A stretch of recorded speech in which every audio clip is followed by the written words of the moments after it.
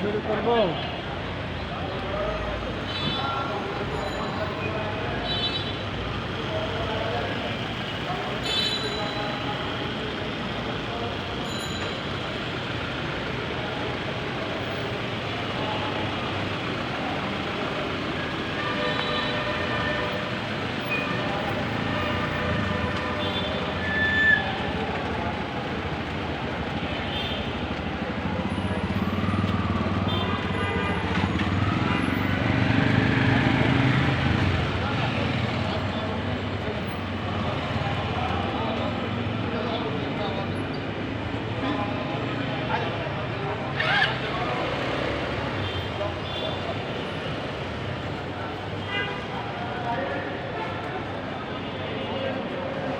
Uncle, আমার দিকে একটু তাকান।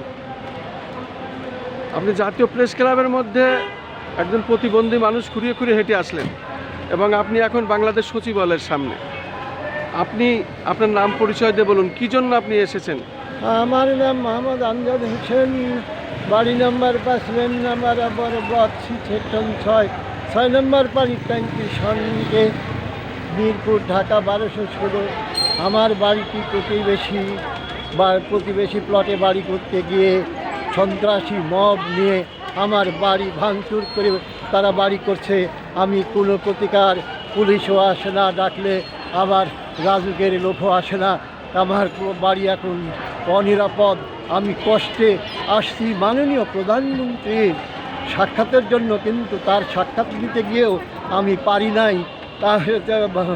লোকজন আমাকে হাতছানি হাঁটা দিচ্ছে এবং আমি প্রেস ক্লাবে আসিয়া আমি একজন সংবাদকর্মীর কাছে এই আবেদনটা করলাম, মাননীয় প্রধানমন্ত্রী আপনি লক্ষ্য করবেন। আপনি তো প্রতিবন্ধী লোক, আবার একা এসেছেন, দেখলাম খুঁড়িয়ে খুঁড়িয়ে হাঁটছেন, আপনার সঙ্গে কেউ নেই, একা? না, আমি আবার একটি চোখও আপনার অন্ধ। আমার একটি চোখ অন্ধ, আবার চোখে কম দেখেন, আর একটি চোখে কম দেখি।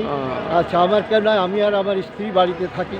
আচ্ছা আচ্ছা আচ্ছা, এখন আপনি মানে প্রাণ ভয়ে আছেন আর কি? আমি এখন প্রাণ ভয়ে আছি। যে কোনো মুহূর্তে আপনার হত্যা করতে পারে, যে কোনো মুহূর্তে হত্যা করতে পারে। আমি যে কোনো মুহূর্তে মানে কি, আমি ভোরে চুপ করে বাড়ির বাইরে আসছি। আচ্ছা আচ্ছা আচ্ছা। এখন যাব, গেটটা গেলেও আমাকে অনেক চুপ করে যেতে হবে। ও আচ্ছা আচ্ছা। শুধু দর্শক শুনলেন, এই ভদ্র লোক উনি আসলে প্রতিবন্ধী। ওনার জীবনের নিরাপত্তার জন্য মাননীয় প্রধানমন্ত্রীর দৃষ্টি আকর্ষণ করেছেন এবং ন্যায় বিচার চাচ্ছেন। তার বাড়ি ঘরদোর ভেঙে দিচ্ছে, জোর করে নিয়ে যাচ্ছে, মব সৃষ্টি করছে, এই কথাই উনি জানালেন। উনি এখন জীবনের নিরাপত্তায় চাচ্ছেন, যাতে উনি কিছুটা দিন হলেও বেঁচে থাকতে পারেন শান্তিতে। মাননীয় প্রধানমন্ত্রীর প্রতি তার আকুল আবেদন।